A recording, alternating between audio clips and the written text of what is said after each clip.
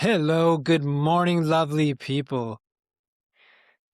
Oh, coming to you from the Sierra Nevada de Santa Marta.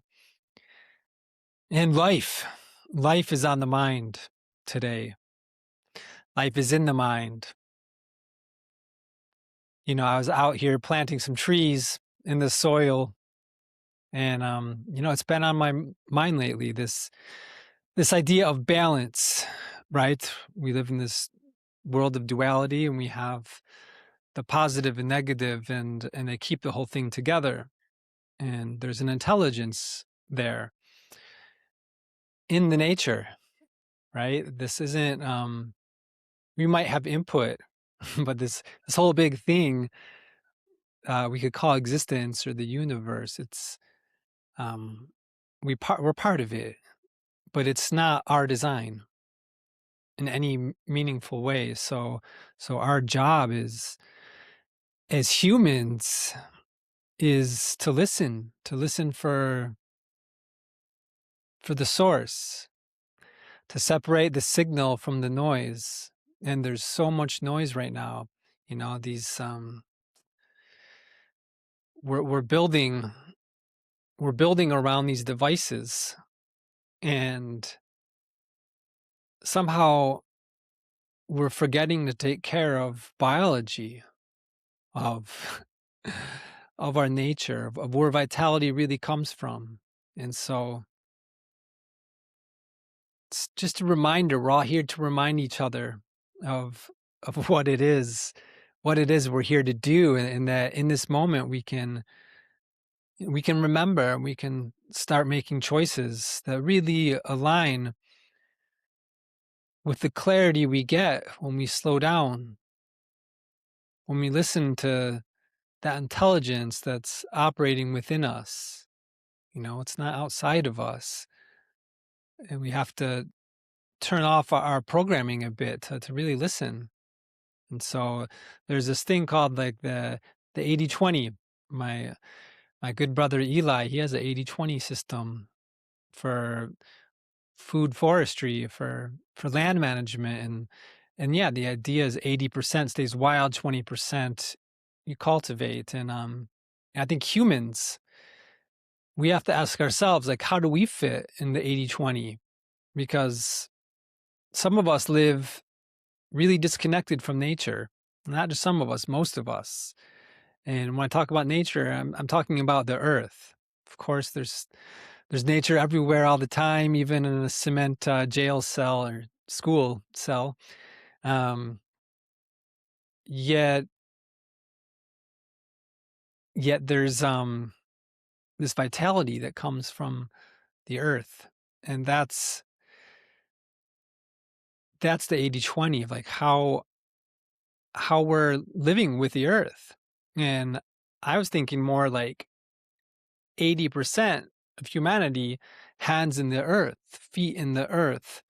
Um, doesn't mean we're like slaving away all day in the fields. It means that we're really connected to the land where we live, and we work with it in a meaningful way. And yeah, it seems like the 80/20 should be towards that. And right now it's the opposite, and probably even more. I don't have statistics, but especially in the, you could call the modern industrialized world, which is becoming more and more, it's probably like 95% of us are living disconnected from the earth on our day-to-day basis. And that has effects. And I think we just need to start using energetic math, putting two and three together, and and realizing our choices really do matter. And when there's not that many people working with the earth, with the mother, taking care of her, that puts a lot more stress on the few who are. Just think about it.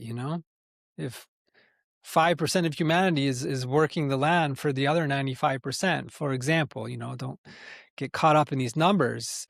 But without numbers, we have trends, and we do have a trend of of farmers are getting older, people are moving more and more towards urban centers, and we still need the earth.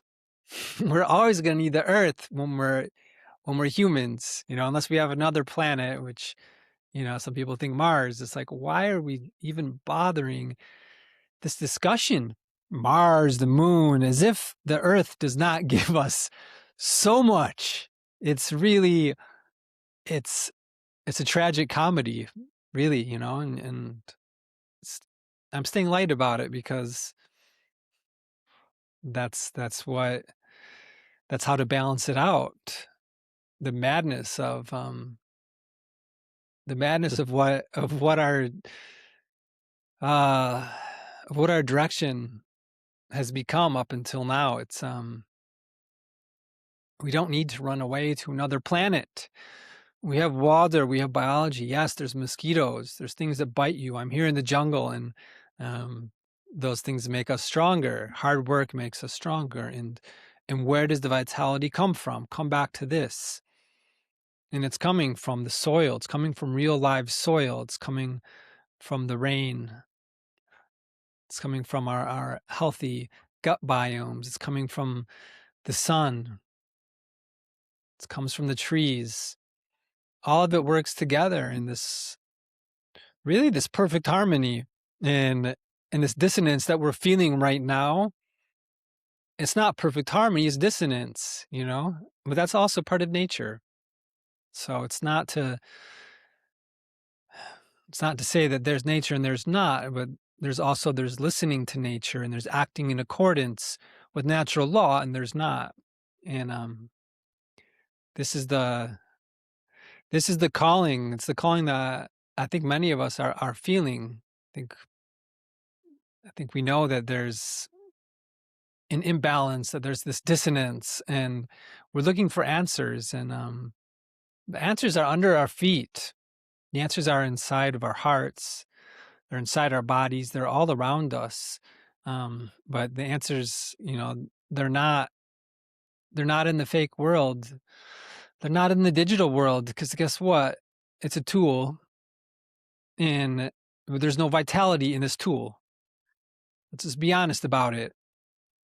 The charge you get from being around the vibrations being put off by your devices, that is not food for your body.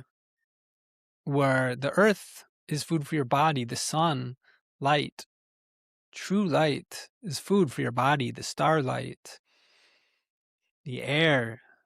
This is all medicine. It vitalizes us. It is this amazing alchemical reaction of life. And that's the answer as far as I'm concerned. And we can keep looking for answers with better technology, with faster chips, with better robots to do everything for us. But then what? Once we have robots for taking care of our children, and cooking our food, and growing our crops, and building our homes, it can tell us bedtime stories, and we could keep going and going. There's a cost. There's a cost to that, and I think it would be wise to connect to vitality, to connect to biology, and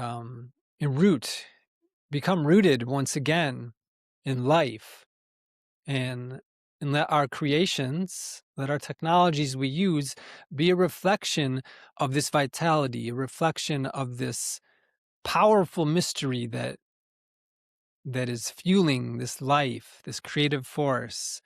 Let that be our guide for the technologies that we adopt. And that's the message. I got some trees to plant. I'm planting some rambutan right now. Lots of aeration, I discovered. Oxygen in the soil here, very important. Biochar rice husks, my best friend for this. And so I'm out to do that, and wish you all a beautiful day, beautiful life. Now is the time.